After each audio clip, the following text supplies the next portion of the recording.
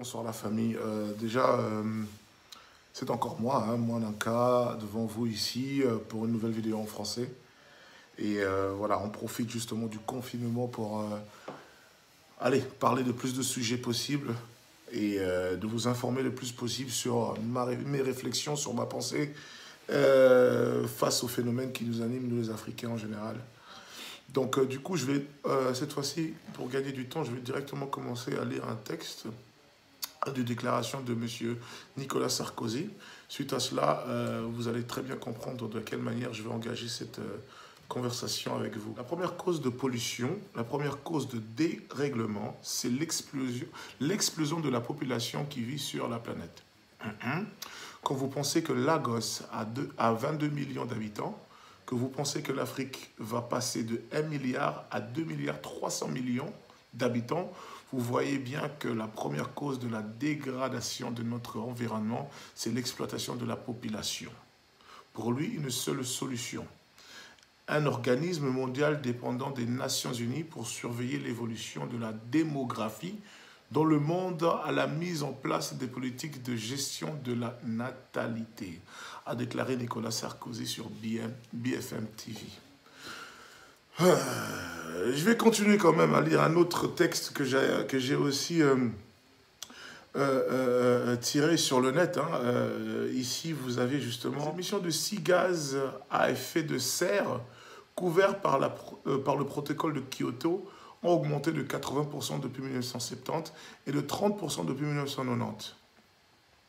La principale cause de ces émissions de GES est la production d'énergie, entre guillemets 25%. Or, toujours aujourd'hui, les chiffres d'émissions de gaz à effet de serre dus à la production d'énergie rapportée au nombre d'habitants ne pointent pas du tout la responsabilité de l'Afrique. Arrivant largement en tête les États-Unis d'Amérique, puis l'Union européenne. Et maintenant, on peut dire aussi que la Chine va se joindre à ce groupe-là. Donc, du coup, vous voyez très bien de quoi je veux parler aujourd'hui. Je parle d'un sujet qui est plutôt lié à la démographie de l'Afrique, à la démographie du monde. J'ai l'impression qu'il y a quelque chose que nous ne comprenons pas vraiment. À chaque fois, je ne cesse pas à me répéter et à dire que le capitalisme est un problème pour l'Afrique. Mais j'aimerais aussi préciser cette fois-ci et vous dire que le capitalisme n'est pas seulement un problème pour l'Afrique.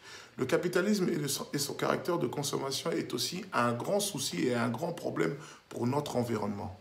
Vous avez des intellectuels européens qui vous parlent d'un souci de démographie par rapport aux populations qui existent dans ce monde et très spécialement à l'Afrique. Mais ces intellectuels-là, je ne pense pas que M. Nicolas Sarkozy est entouré des gens qui ne sont pas informés sur les vrais enjeux de la pollution ou bien les vrais enjeux de la démographie sur cette planète ou spécialement en Afrique. Je pense que ce monsieur est très bien informé car il est entouré des spécialistes, des gens qui sont programmés et spécialisés autour de ces questions de démographie et d'environnement. Mais si ce monsieur tient un propos pareil, et surtout c'est très virulent, c'est un propos qui attaque directement en fait l'Africain, c'est un propos qui attaque en fait la femme noire, c'est un propos qui attaque la dignité même de l'être africain que nous sommes ou des êtres africains que nous sommes. Et du coup, je n'ai jamais compris en fait pourquoi il n'y a pas eu vraiment de réaction très dure envers justement une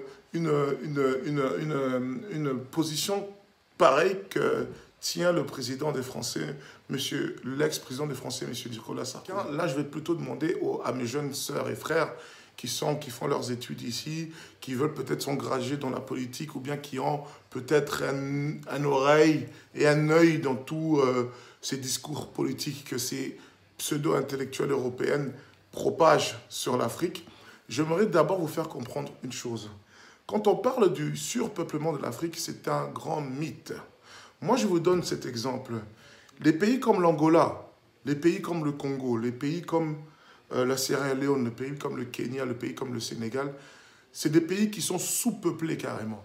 Parce que quand vous regardez en fait la grandeur, la manière comment ces pays sont vastes, exemple la RDC, 80 millions, 100 millions d'habitants, c'est beaucoup trop. On va se référer à l'histoire tout simplement pour comprendre en fait que l'Afrique ne peut pas être surpeuplée, mais elle est bel et bien sous-peuplée.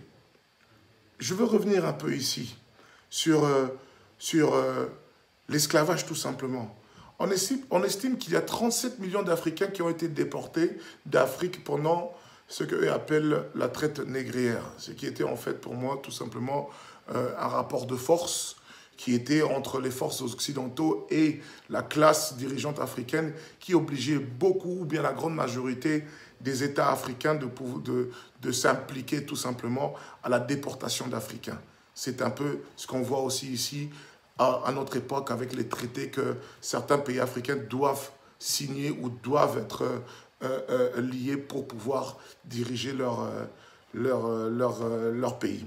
Ici, il y a un article qui dit « Comme le précédait le théoricien américain panafricaniste W. Webb Dubois, il importe de prendre en considération, au-delà des esclaves vendus et arrivés à destination, toutes les victimes collatérales de ce commerce, entre guillemets, ceux qui sont morts plutôt que de se laisser capturer, ceux qui n'ont pas survécu aux conditions de détention et de transport, les enfants qui sont morts parce que leurs parents ont été capturés. Pris dans ce cadre large, M. Dubois estime qu'il faut comparer en moyenne 4 victimes collatérales pour un esclave vendu, soit près de 100 millions de personnes selon l'estimation initiale de Pétré Grenouillot, un historien français qui se dit être spécialiste de l'esclavage.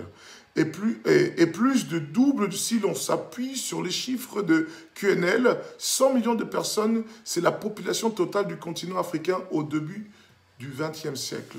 Source, l'afriquedesidées.com.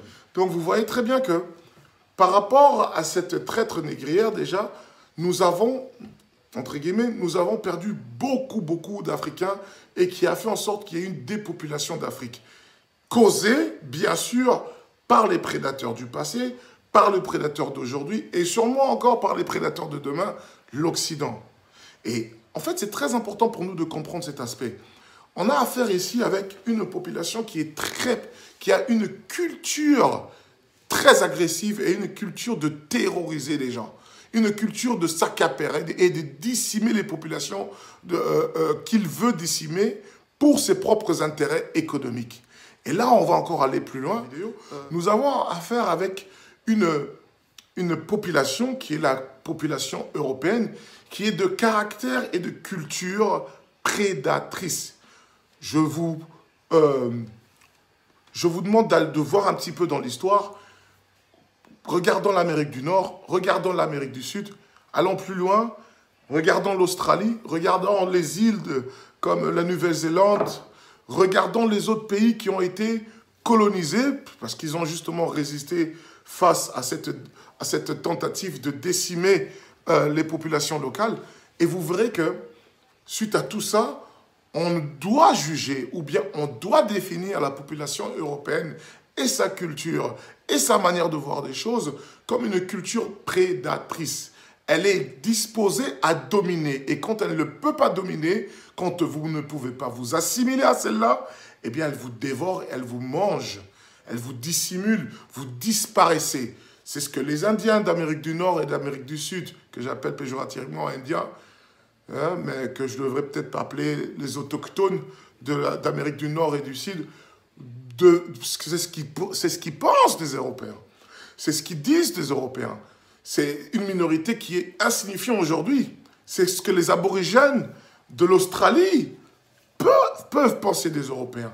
C'est ce que tous les pays colonisés qui ont pu justement faire face à ce génocide prennent en compte des Européens. Et du coup, on est là, en 2020, dirigé par un système économique européen qui est le capitalisme, et on s'étonne justement de symptômes et des propos de ces personnes qui ont conçu ce modèle économique, et qu'on est choqué, on ne devrait même plus être, à mon avis, choqué du fait que le système européen du capitalisme, le système capitalisme est un système en fait prédatrice. Elle existe, elle a pu exister grâce à l'accumulation primitive des capitaux que les Européens se sont accaparés au fil des siècles, et son existence est aussi seulement garantie si les Européens gardent le contrôle et que eux-mêmes peuvent justement faire en sorte que ils peuvent contrôler la surpopulation ou pas de surpopulation sur cette planète. Et c'est ça, en fait, que nous devrions comprendre.